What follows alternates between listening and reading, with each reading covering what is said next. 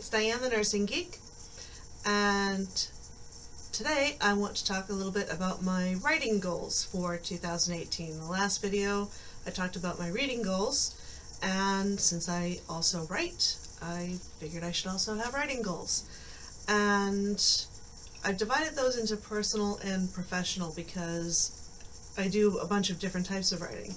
So on the professional front, I actually learned from another YouTuber that there's this sort of saying or rule of thumb that you should always have 2 things in progress, 2 things in review, and 2 things in press. And that's talking primarily about peer-reviewed journal articles or chapters, or if you're really writing a lot, actual full-on books. I'm just starting out, so my goal for this year is that by the end of the year I should be at 1, 1, and 1. Something in progress, something in review, something in press. And actually, I've got the first 2 covered right now. I do have something in a couple of things in progress and 1 thing in pre-review, being reviewed by a colleague before I actually submit it for formal review to a peer-reviewed journal. And then hopefully that or something will be in press by the end of the year. So that's my professional writing goal. Again, since I'm just getting started, that I'm thinking that's a reasonable place to start, and maybe build up to the 2, 2, and 2 over time. And that also might be discipline specific. The YouTuber that I had heard that recommendation from is in a completely different discipline, so that might not be a rule that is all that applicable for nursing, but I'm going to work with it for the moment anyway because I haven't heard anybody give a similar guideline within nursing. For personal writing, I write fiction mainly for just my own enjoyment. And I do share it with friends, but I don't go through the whole formal publishing process for a whole number of reasons.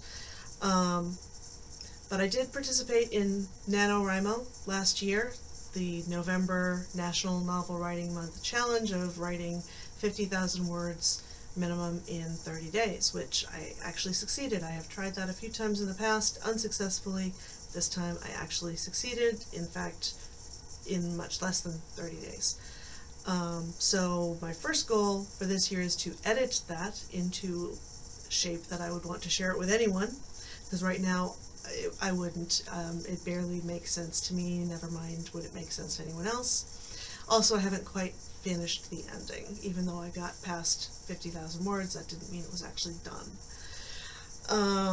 I do want to participate in at least one of the Camp NaNoWriMos, because I've never done that. In fact, I hadn't even heard of Camp NaNoWriMo until this year when a bunch of YouTubers who were doing NaNoWriMo were talking about it. So I'm going to try that. Probably the July one. April is going to be fairly hectic, being the end of the semester and getting ready for commencement and everything, so I'm not sure I'm going to try that. I might peek in and try to at least get a sense of it, but then July should be a little calmer so that I can participate then.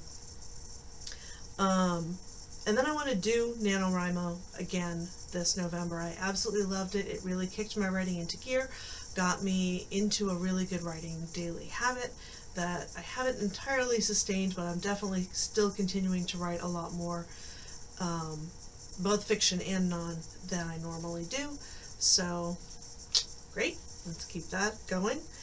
And then another thing, of course my phone went to sleep. And why am I talking about my phone? Because this is an ebook that I had read, or actually no, an audiobook, so I can't hold it up and show it to you, but I can show you the cover. It's Writing Vivid Settings by Rain Hall.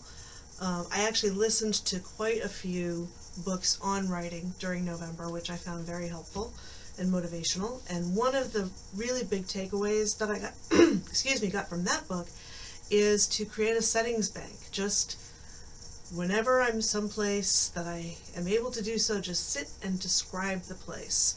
And so I have a notebook that I have dedicated to that purpose.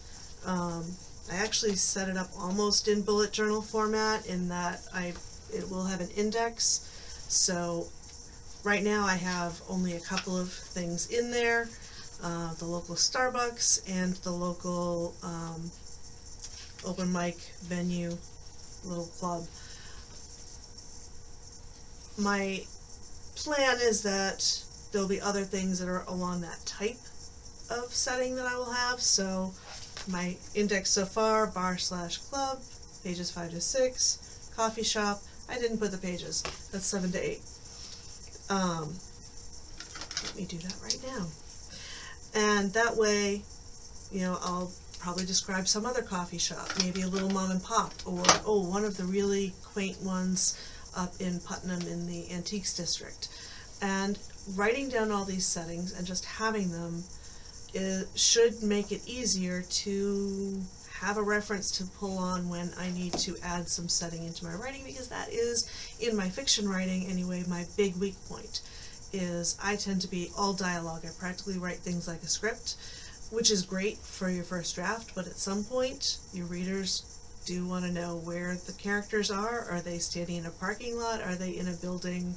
What does it look like?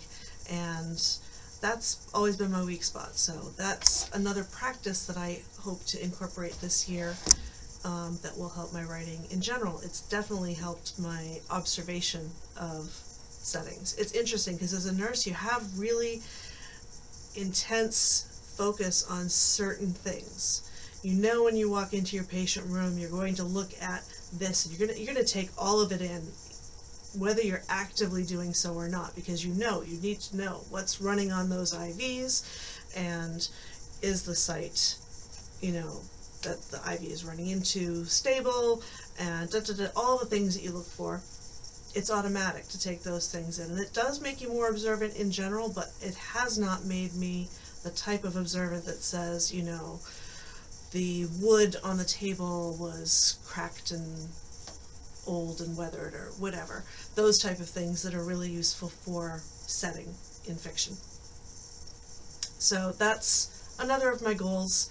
And the last one is just to write more poetry. I write some.